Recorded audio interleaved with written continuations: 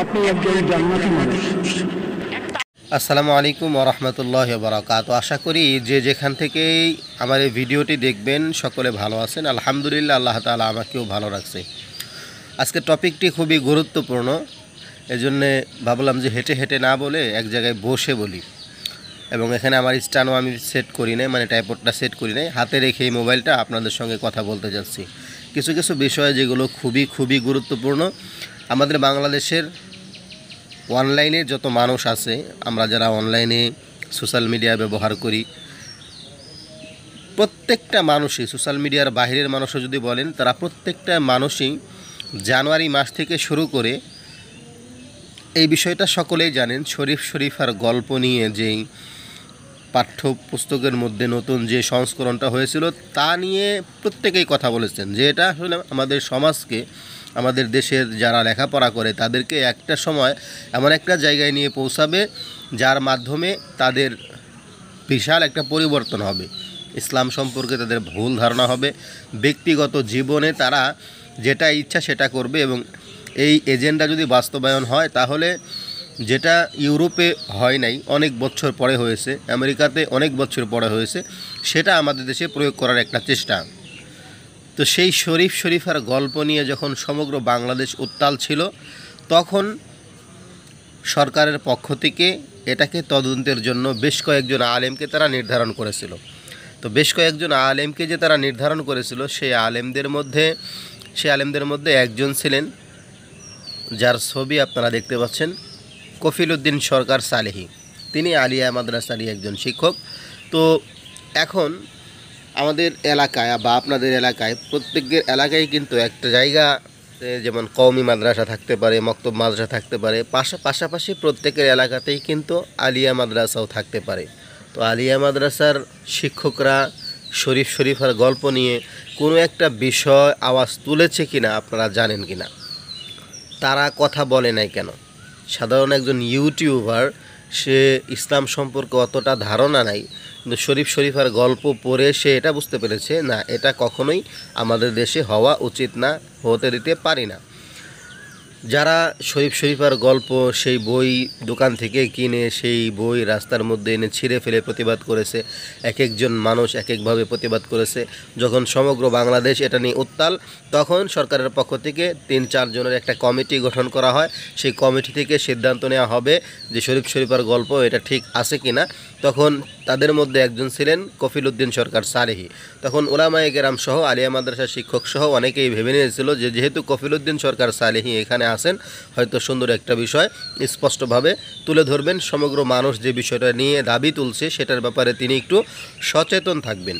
দা আফসোস এবং পরিতাপের বিষয় হলো, সেই কফিল উদ্দিন সরকার সালেহী সহ তাদের যে টিমটা ছিল, সেখান থেকে বলা হয়েছে শরীফার গল্প এর মধ্যে যে রকম বিষয়গুলো তুলে ধরা হচ্ছে ওই রকম কোনো বিষয় পাওয়া যায় নাই, এক বিষয়। আরেকটা বিষয় হইল, এখানে আমাদের বাংলাদেশের প্রত্যন্ত অঞ্চলের সহ একেবারে অজপাড়াগা যদি বলা হয়, সেখানকার মানুষও প্রতিবাদ করেছে। তখন যখন রিপোর্টের মধ্যে বলা হইল যে আসলে আলিয়া মাদ্রাসায় যত শিক্ষকরা চাকরি করেন, আলিয়া মাদ্রাসার অনেক বড় বড় হুজুররা আছেন, তারা কেউ কখনো কোথাও থেকে প্রতিবাদ করে নাই। যেহেতু শরীফার গল্প কওমি মাদ্রাসার শিক্ষা সিলেবাসে ঢোকানো হয় নাই, তো কওমি মাদ্রাসায় এটা পড়ানো হবে না, হেফাজতিরা এটা পড়াবে না, হেফাজতিদের গ্রুপ এটা পড়বে না। তো সেই ক্ষেত্রে হেফাজতিরা এটা নিয়ে এত মাথা চারা দিয়ে কেন উঠল? আলিয়া মাদ্রাসায় পড়ানো হবে, আলিয়া মাদ্রাসার ছাত্রছাত্রীরা পড়বে, আলিয়া মাদ্রাসার কোনো শিক্ষক এটা বা কোনো শিক্ষিকা এটা নিয়ে প্রতিবাদ করে নাই। তো সেই ক্ষেত্রে যাদেরকে পড়ানোই হবে না তারা কেন প্রতিবাদ তুলবে? তো আলিয়া মাদ্রাসার শিক্ষকরা যদি প্রতিবাদ করত, তাহলে এটাকে বয়কট করা বা এটাকে বাদ দেওয়ার চিন্তা করা যাইত।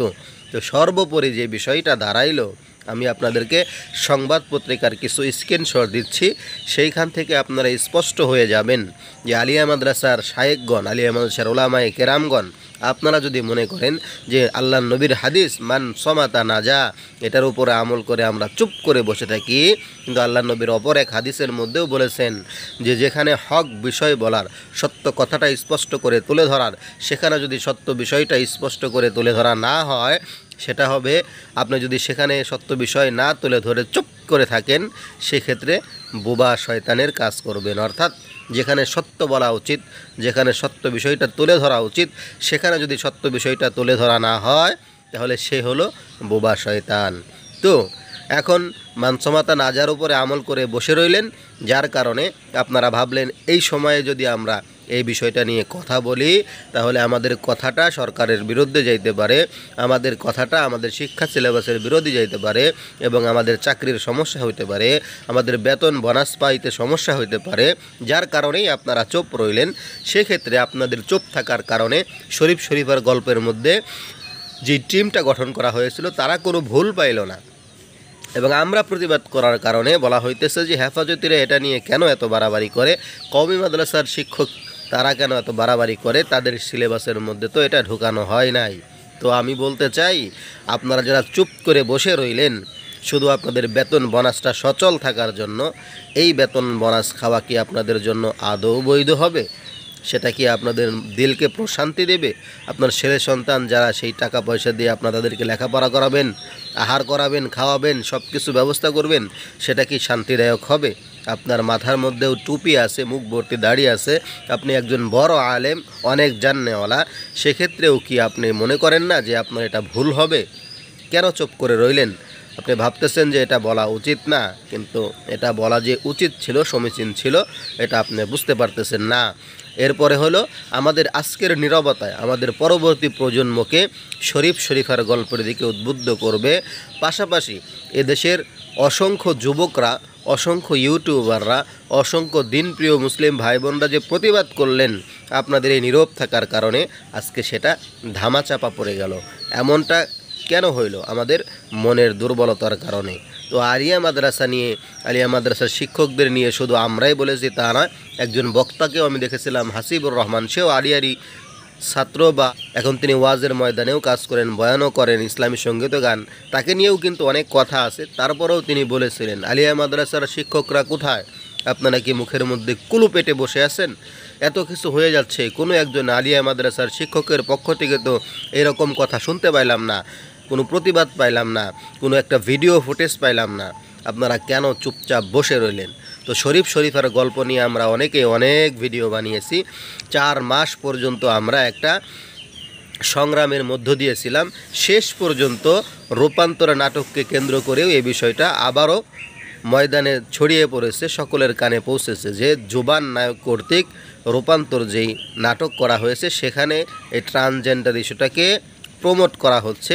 যুক্ত ছিল সাথে ওয়ালটন, তারা প্রত্যেকেই ক্ষমা চেয়েছে। তো এখন আবার এই বিষয়টাও স্পষ্ট হইল যে সরকারের পক্ষ থেকে যেই বিষয়টা উত্থাপন করা হইল যে হেফাজতিরা এটা নিয়ে কেন বাড়াবাড়ি করে, আলিয়া মাদ্রাসায় পড়ানো হবে, আলিয়া মাদ্রাসার কোনো শিক্ষক কেন এটা নিয়ে কথা বলে না? তো আপনারাই চিন্তা করুন কিভাবে জীবন যাপন করবেন, এভাবেই করেই কি চলবে কিনা? পরবর্তী প্রজন্ম আপনাদের এই নীরব থাকার কারণে তাদের কাছে কি মেসেজগুলো পৌঁছাচ্ছে?